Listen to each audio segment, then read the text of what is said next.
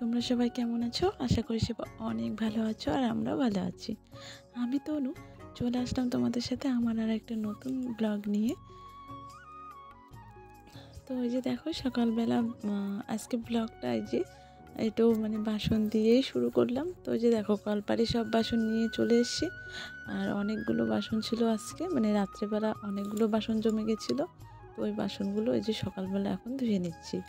আর আমাদের বাড়িতে এত জলের অভাব কি বলবো, কারণ কলটা নষ্ট হয়েছে, এখনও ঠিক করা হয়নি।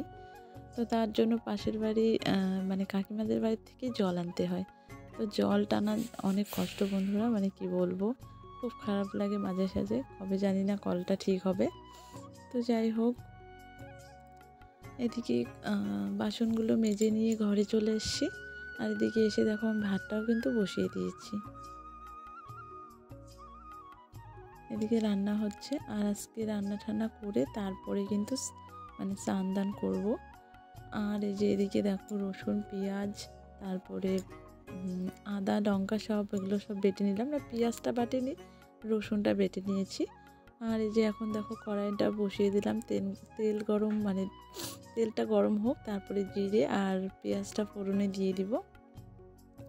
তো আজকে পাবদা মাছ আছে দুটো, তো ওই পাবদা মাছটা দিয়েই ঝোল বানাবো, ফুলকপি আলু আর গাজর দিয়ে। তো ফুলকপি আমি তো সবজি কেটে নিলাম, তোমরা তো দেখতেই পেলে। তো ওই যে দেখো এখন ওই যে বাটা মশলাগুলো দিয়ে ভালো করে কষিয়ে তো তারপরে রান্নাটা হবে আর কি। তো ওই যে ওদিকে রান্নাটা বসিয়ে এসে আর আমি এদিকে চলে আসলাম ঘরে। তো ছেলে বই পড়ে ওই রকম করেই রেখে দিয়েছে।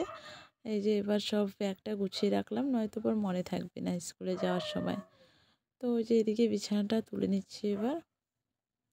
আজকে এত তাড়াহুড়ো করে গেছি আর ছেলে জলের বোতল নিতে ভুলে গেছি। তারপরে বাজার থেকে একটা জলের বোতল কিনে তারপরে দিয়ে এসেছি।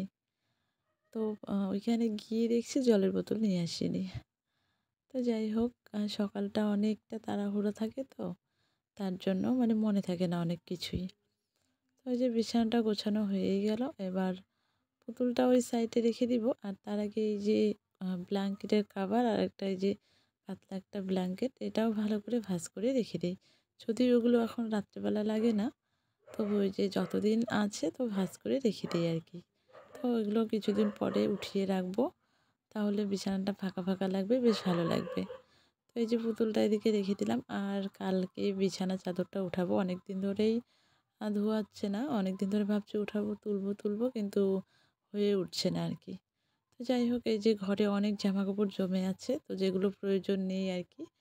ঠান্ডা তো চলে গেছে, আর ছেলের অনেক সোয়েটার আছে, সোয়েটারগুলো ওগুলো সব জমে আছে, ধুয়ে রেখে দিয়েছি, তোলাই হচ্ছে না।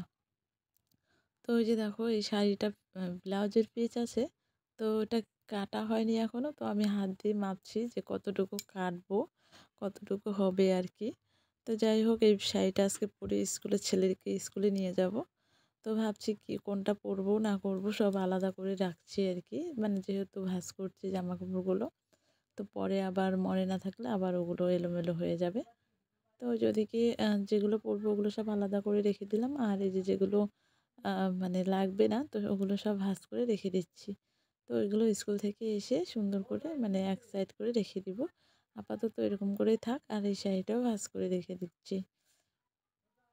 আর ওই ঘরে তো সবজিটা হচ্ছে, তো এবার গিয়ে সবজিটা নামাবো। আর এই যে দেখো ছেলে চলে আসলো ঘরে, তো ওই যে সোয়েটারটা খুলছে, দৌড়াদৌড়ি করছে, তো ওর গরম লেগে গেছে।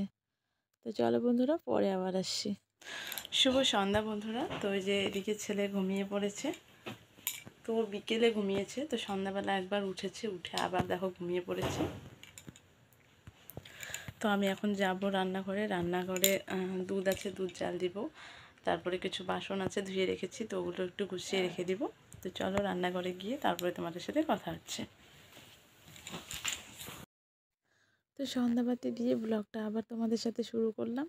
তো দেখো বন্ধুরা, বাড়িতে চাল বাড়ন্ত ছিল, তো এই যে চালের বস্তা নিয়ে এসেছি। আর আজকে জানো কি হয়েছে, অনেক বড় একটা দুর্ঘটনা হয়ে গেছে, যদিও সেটা আমাদের সাথে না।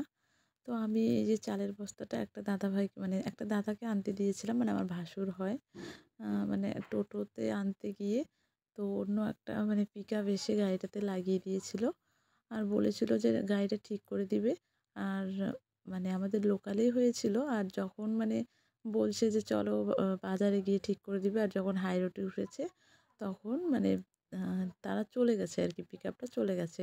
না ঠিক করে দিয়েছে না টাকা দিয়েছে। মানে গিয়ে দেখে আসলাম, আর আমি চালের বস্তা দিয়েছিলাম ওই টোটোতেই। তো ভাবলাম যে যাই দেখে আসি কিছু হয়েছে কিনা, কিন্তু দাদাটার কিছু হয়নি, কিন্তু টোটোটা ভেঙে গেছে। মনটা অনেক খারাপ, আমাদেরও দেখে খুব খারাপ লাগলো। তো অনেক অনেক ড্রাইভার আছে এরকম, মানে একদমই ভালো লাগে না। যেহেতু তুমি ক্ষতি করেছো তাহলে তো তার ক্ষতিপূরণটাও তাকে দিতে হবে, তাই না বলো? আমরা মানে গরিব মানুষ, টোটো চালিয়ে খাই, এরকম করলে কেমন হবে বলো তো বন্ধুরা?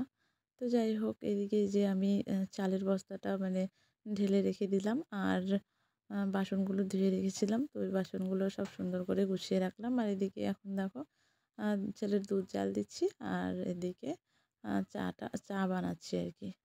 তো যাই হোক বন্ধুরা, আমার ভিডিও যদি তোমাদের কোনো কারণে ভালো লেগে থাকে, তাহলে তোমরা যদি চাও তাহলে আমার চ্যানেলে মিষ্টি একটা সদস্য হয়ে থেকে যেতে পারো।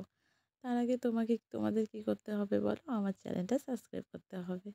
তো চলো বন্ধুরা, আমার চা হয়ে গেছে, এবার চাটা খেয়ে নিব। তো চলো আজকের মতো এই পর্যন্তই। তো চলো, গুড নাইট বন্ধুরা, তোমরা সবাই ভালো থেকো।